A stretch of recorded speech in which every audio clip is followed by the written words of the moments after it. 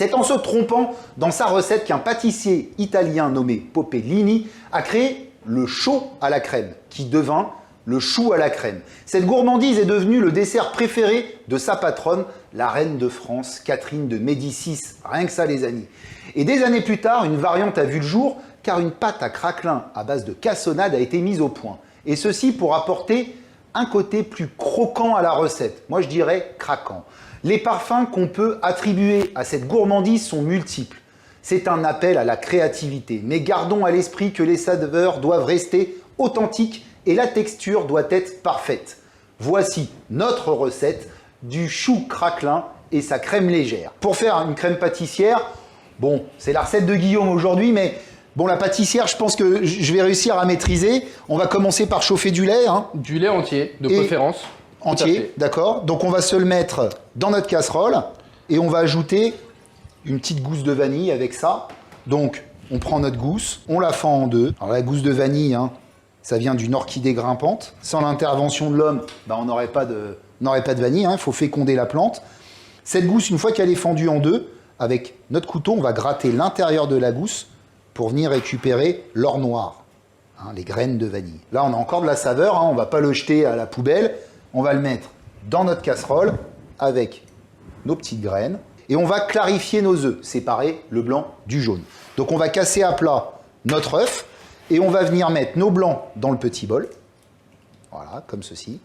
Parfait. Le jaune dans le saladier. Donc ces blancs, ce qu'on va faire, c'est qu'on va les réserver de côté et on pourra faire une autre préparation, des financiers, des macarons. Si vous mettez votre sucre sur les œufs et que vous partez à la pêche, vous allez revenir, les jaunes ils seront cuits. Donc surtout, on a le fouet dans la main, le sucre dans l'autre. On met le sucre sur nos œufs et tout de suite, on blanchit. Alors, à quoi ça sert de blanchir les œufs? Déjà, le sucre il commence à faire cuire votre jaune. Et deux, le fait de foisonner en même temps, ça va nous apporter un côté mousseux et ça enlèvera le goût d'œuf à votre préparation. Donc quand on dit blanchir, c'est une façon de parler. C'est que votre mélange, vous voyez, entre le jaune bien jaune qu'on avait au départ et la préparation que là j'ai dans mon saladier, ça a légèrement blanchi. Là, on va intégrer notre farine. À quoi va nous servir notre farine dans notre crème pâtissière, Guillaume? Tout simplement à la lier. Sinon, on serait plutôt sur une base de crème anglaise. Alors, il y en a certains qui mettent de la maïzena. Ou moitié-moitié. Ou moitié-moitié. Vous faites vraiment comme vous le sentez. Donc là, on met notre farine. Et vous voyez, là, ça se densifie.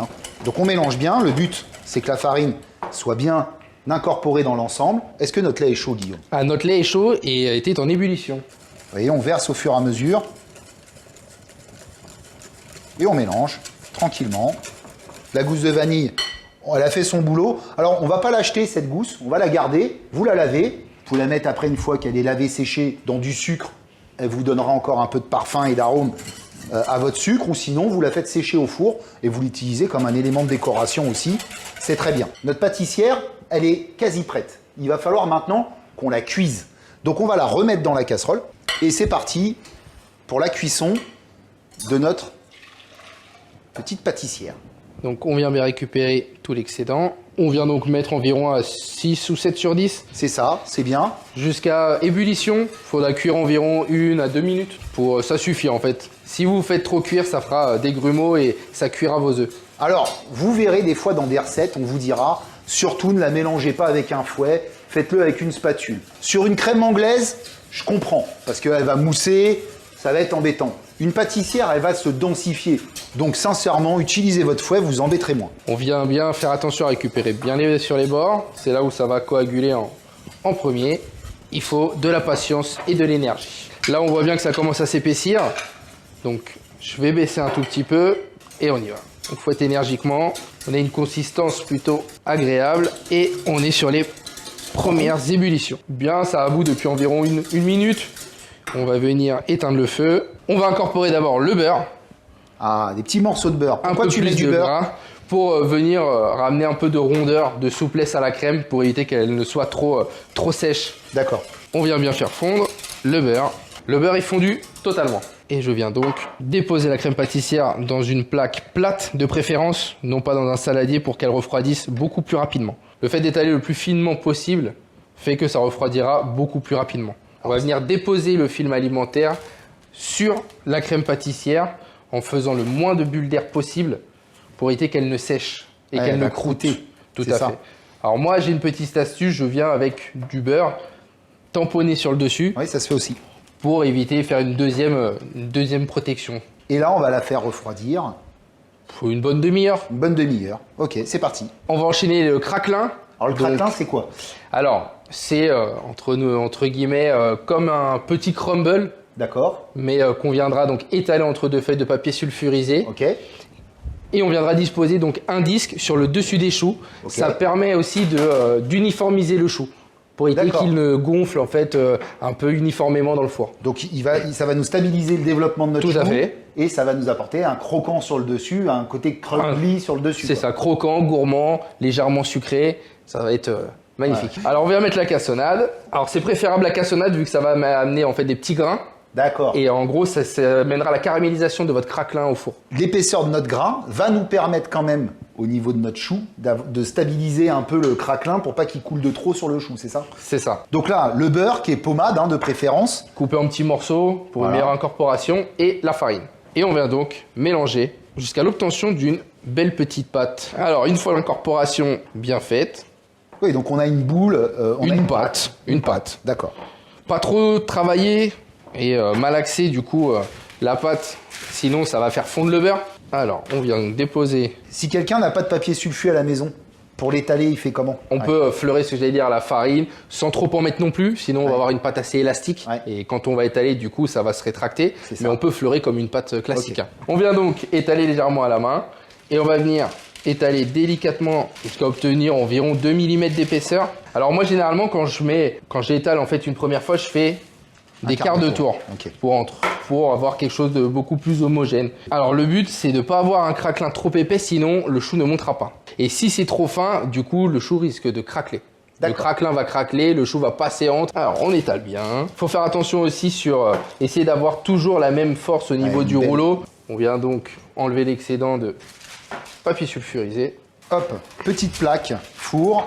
Alors on va mettre au frigo, pas trop longtemps non plus parce que si le beurre est trop dur, on va avoir du mal à venir donc en porte-piécé faire les disques. D'accord. Le but c'est d'avoir quelque chose qui soit dur mais pas trop. Il faut que vous puissiez venir faire une petite marque dessus, sangle cassée. 10-15 minutes au frais. Grand max, ouais. On va se lancer sur la pâte à choux. On va peut-être préchauffer notre four pour commencer. Alors normalement c'est 180, les recettes préconisent 180.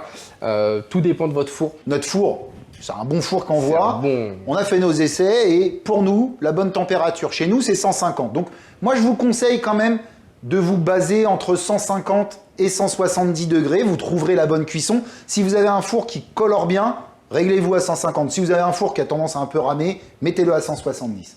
Allez, on préchauffe notre four. On va commencer la pâte à choux. Allez, On va ajouter l'eau avec le lait.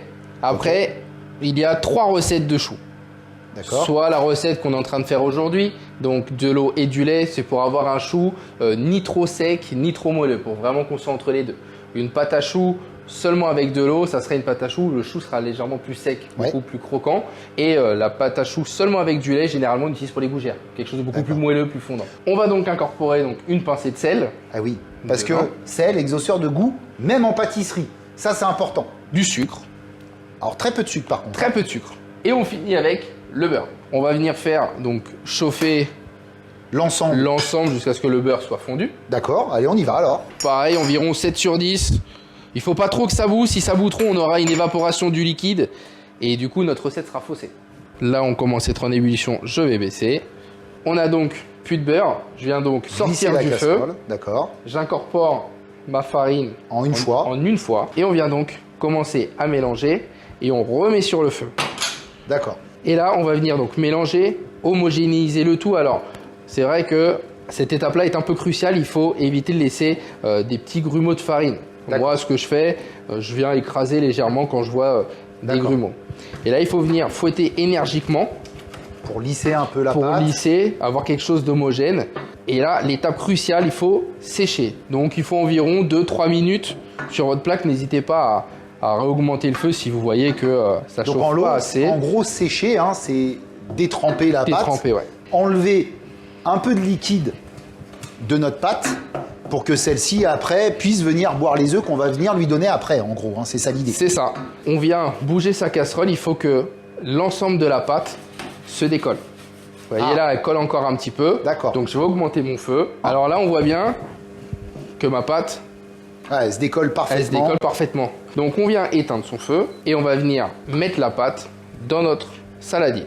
Si vous avez un batteur, c'est le moment où vous pouvez le mettre dans le batteur. Directement dans la cuve. Alors on met avec le fouet, la feuille ou le feuille crochet. parce que, alors c'est mieux la feuille, parce que le fouet ça va amener trop d'air. On vient donc casser les œufs sur une surface plate et on incorpore œuf par œuf. Alors moi je prends une maryse, toujours pareil, pour venir bien écraser en fait ma pâte pour incorporer l'œuf. Ça va plus vite. Beaucoup plus rapidement. D'accord. Le but c'est vraiment que la pâte soit encore un peu tiède quand on viendra donc coucher nos choux. D'accord. Sinon Ouais, ça risque de faire casser mal. la poche. Alors on mélange bien énergiquement. Alors là mon premier œuf est incorporé en totalité. Il faut vraiment incorporer les œufs un par un. Il faut retrouver une masse homogène. Une masse homogène. On vient donc incorporer le deuxième. Et je pense qu'avec le dernier œuf, on sera parfait. Donc là, on a une belle pâte à choux. Et on va venir la mettre dans notre poche à douille. Alors très important, quand on vient donc mettre la douille, il faut vraiment appuyer. N'hésitez pas à forcer, bon pas non plus à craquer la poche, mais vraiment bloquer. Voilà. Calez votre douille, quoi. On vient donc mettre la pâte à choux Dans notre poche. en Elle est encore évitant tiède. Elle est encore tiède. Ah, c'est bien. Si ça refroidit et que c'est dur, Traînez pas en chemin, quoi. Et la remettez pas sur le feu, les amis. Hein. On va pouvoir plaquer coucher. ou coucher. Donc on vient bien ramener toute la pâte. Coupez quand même un demi-centimètre sous l'embouchure de votre douille pour pas vous retrouver avec un plastique qui va venir frotter vos choux quand vous plaquez. Hein. Il va falloir avoir des choux réguliers. Donc il va falloir faire votre premier chou, essayer de les mettre en quinconce. On peut en faire à peu près 16 par plaque si je me trompe pas. 16 par plaque en fonction de la grosseur. C'est ça. Et plaquez-les bien de la même taille. Appliquez-vous là-dessus. On vient donc bien droit. On exerce une légère pression. Sur à peu près 2 cm de diamètre. Un peu moins. Près. En fait, ça va prendre le double de volume au four.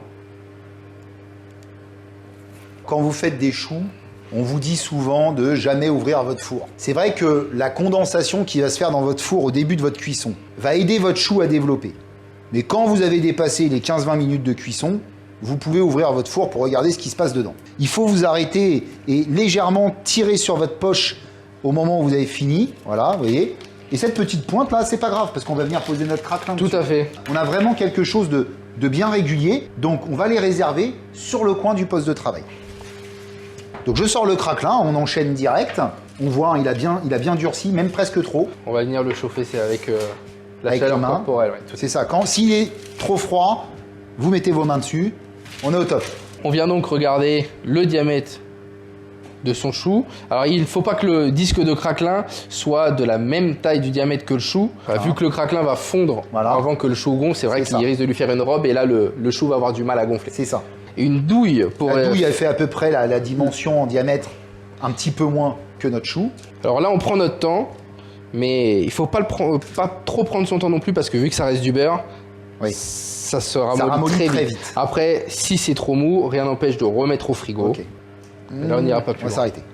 Et on va venir chercher les petits disques de craquelin. Les petits disques. On vient donc déposer au-dessus du chou et on vient légèrement appuyer. Très léger, hein. Très léger, ouais. Allez, on se lance, on va faire ça à deux.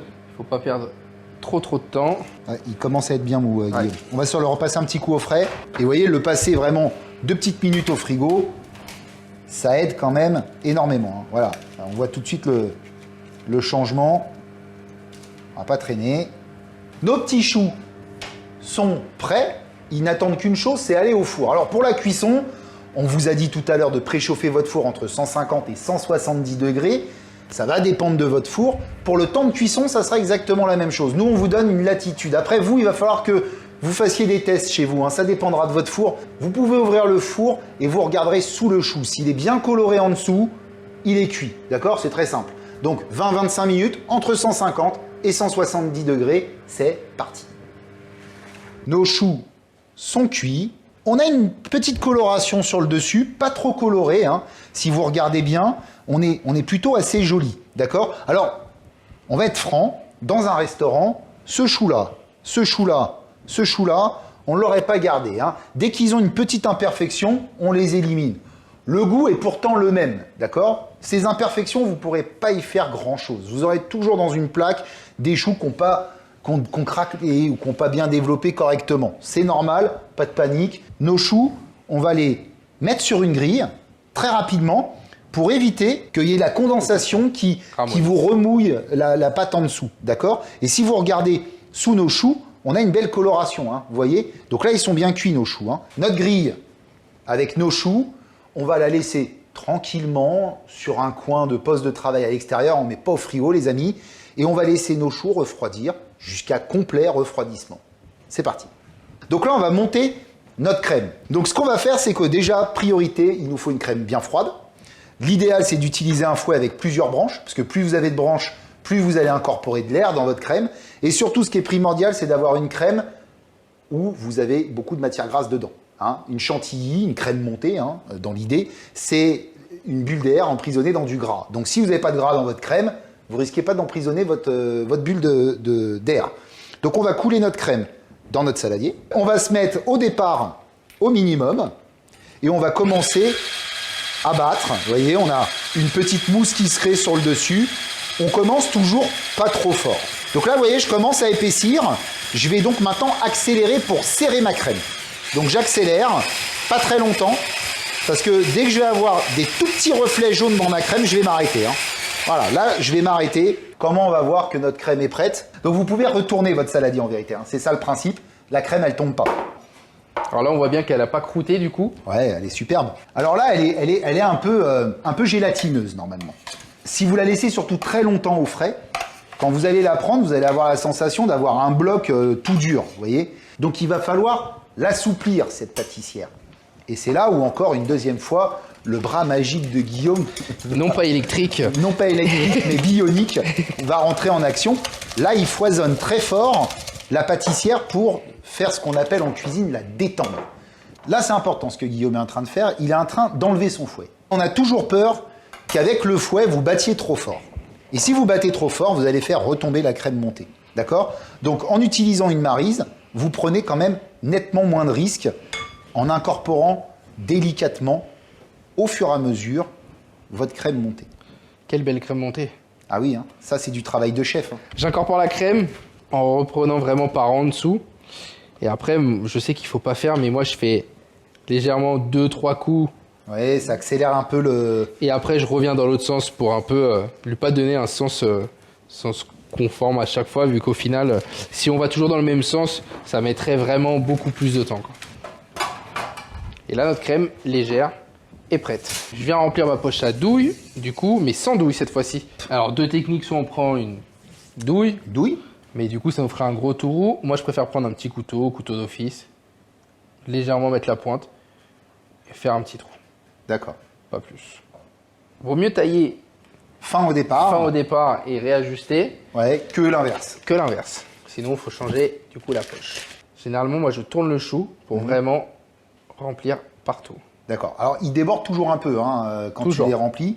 Et à la fin, notre chou, en main, il est bien lourd. Hein. Et on le pose comme ça, sur notre petite plaque. Vous voyez, l'objectif, c'est que le chou, il soit plein. Hein. Là, on est au top. Alors, il faut faire vite, de préférence, pour éviter de trop chauffer la crème avec les mains.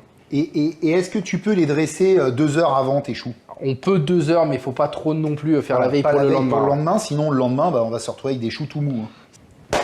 Notre recette est terminée. Alors, Guillaume, visuellement, le contrat est rempli. Alors maintenant, qu'en est-il gustativement? Déjà, on va, au niveau du contrat, hein, on vous l'a montré, on a séparé en deux un petit chou, ils sont bien farcis, ça c'est bien. Merci. Maintenant, qu'en est-il gustativement? On a le croquant avec notre craquelin, hein, qui dans cette recette pour moi est indispensable. Hein. Il est croquant, irrésistible, c'est vraiment superbe. D'ailleurs, on a également notre crème légère qui, elle, je dirais, elle est plutôt rassurante et enveloppante. C'est ça l'idée. Avec tout ça, on est fou de chou à la crème.